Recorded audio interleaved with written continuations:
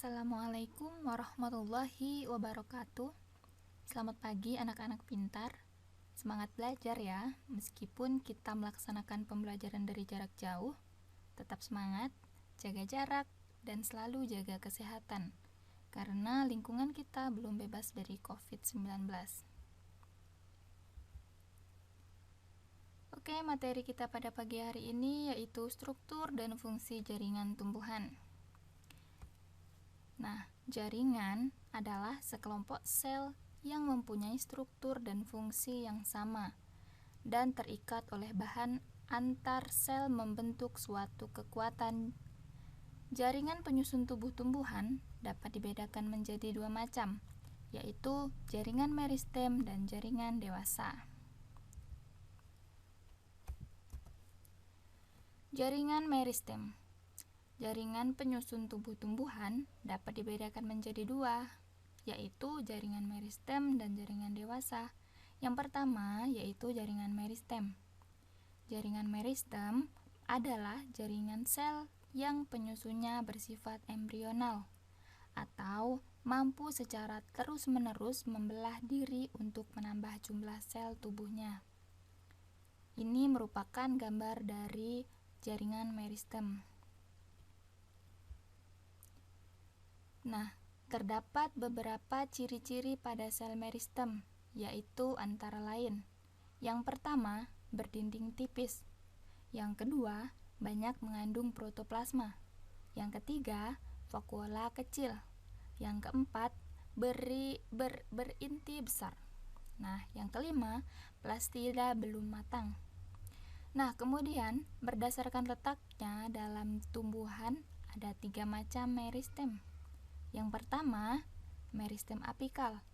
Yang kedua, meristem lateral. Dan yang ketiga, meristem interkalar.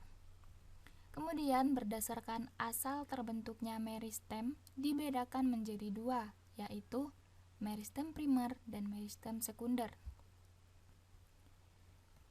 Yang pertama, meristem primer. Meristem primer adalah meristem yang berkembang dari sel embrional. Meristem primer terdapat pada kuncup ujung batang dan ujung akar. Meristem primer menyebabkan pertumbuhan primer pada batang. Kemudian, tumbuhan monokotil hanya memiliki jaringan sekunder, sedangkan pada tumbuhan dikotil terdapat jaringan primer dan jaringan sekunder. B. Meristem sekunder. Meristem sekunder adalah meristem yang berkembang dari jaringan dewasa yang telah mengalami diferensiasi dan spesialisasi atau sudah terhenti pertumbuhannya, tetapi bersifat embrional. Nah, perhatikan gambar pada meristem sekunder. Ini merupakan meristem sekunder pada batang. Kemudian yang kedua adalah jaringan dewasa. Nah, jaringan dewasa merupakan jaringan yang terbentuk dari diferensiasi dan spesialisasi sel-sel hasil pembelahan jaringan meristem. Jaringan dewasa ini ada yang disebut jaringan permanen. Jaringan permanen merupakan jaringan yang telah mengalami diferensiasi yang sifatnya tak dapat balik atau disebut dengan irreversibel. Jaringan dewasa meliputi jaringan epidermis, gabus parenkim, xilem, dan flum.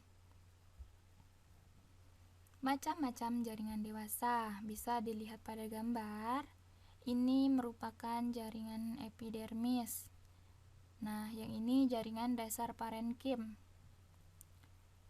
Kemudian terdapat jaringan penguat penyokong, sklerenkim dan kolenkim. Kemudian ini merupakan gambar jaringan pengangkut. Nah, bisa diperhatikan ya. Selanjutnya, struktur dan fungsi jaringan pada akar. Pada akar monokotil dan dikotil yang belum mengalami pembesaran sekunder tersusun dari jaringan epidermis, korteks, endodermis, dan silinder pusat atau stel. Nah, ini merupakan gambar struktur jaringan pada akar nih. Terdapat meristem dasar, protoderma, meristem apikal, prokambium. Kemudian yang kelima yaitu struktur dan fungsi jaringan pada batang. Nah, susunan jaringan pada batang monokotil dan dikotil berbeda, seperti halnya pada akar dikotil dan monokotil. Nih dia gambarnya.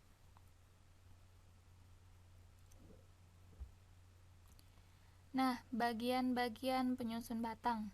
Nah, seperti halnya pada akar, batang bila diiris melintang akan menunjukkan bagian-bagian atau jaringan-jaringan penyusun dari luar ke dalam sebagai berikut. Yang pertama, jaringan epidermis. Jaringan epidermis merupakan jaringan terluar dari batang. Fungsinya sebagai pelindung sel-sel yang berada di bawahnya.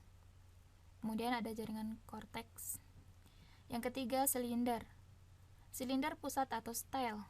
Nah, stel merupakan bagian terdalam dari batang. Silinder pusat terdiri atas 3 bagian, yaitu perikambium, jaringan pengangkut, dan empulur. Yang keenam, struktur dan fungsi jaringan pada daun. Nah, daun merupakan bagian tubuh tumbuhan yang paling banyak mengandung klorofil, sehingga kegiatan fotosintesis paling banyak berlangsung di daun. Di daerah yang banyak hujan, daun sering memiliki lapisan yang mengkilat dan tahan air. Nah, beberapa daun memiliki duri untuk melindungi diri, sementara daun lainnya tebal dan kuat untuk bertahan di udara yang dingin. Sama halnya dengan batang dan akar, daun juga memiliki beberapa lapisan, yaitu epidermis daun, mesofil daun atau jaringan dasar, kemudian berkas pengangkut daun. Nah, selanjutnya yang ketujuh yaitu teknologi yang terinspirasi dari struktur jaringan tumbuhan. Nah, setelah mempelajari bagaimana struktur jaringan yang menyusun organ yang terdapat pada tumbuhan, ada beberapa teknologi yang meniru makhluk hidup antara lain. Nah, bisa dilihat di gambarnya ya. Yang ini adalah gambar tembok rumah merupakan pengaplikasian dari kambium pohon. Nih. Jadi seperti tembok rumah. Kemudian yang kedua yaitu teknologi pembangkit listrik tenaga surya. Ini dia. Tenaga surya itu membutuhkan cahaya matahari untuk mengalirkan listrik. Dia terinspirasi dari bentuk daun. Nih. Yang ketiga, pondasi bangunan yang terinspirasi dari akar tumbuhan. Ini dia, ini akar tumbuhan. Nah, jadi bangunan pondasi pada bangunan itu terinspirasi dari akar tumbuhan, ya.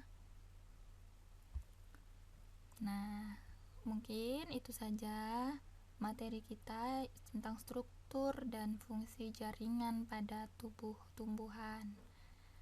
Tetap semangat dan jaga kesehatan. Nah, ternyata penting sekali kita mengetahui tumbuhan, terutama bagian-bagiannya. Ternyata ciptaan Tuhan sungguh luar biasa. Masya Allah. Terima kasih, semoga dapat bermanfaat.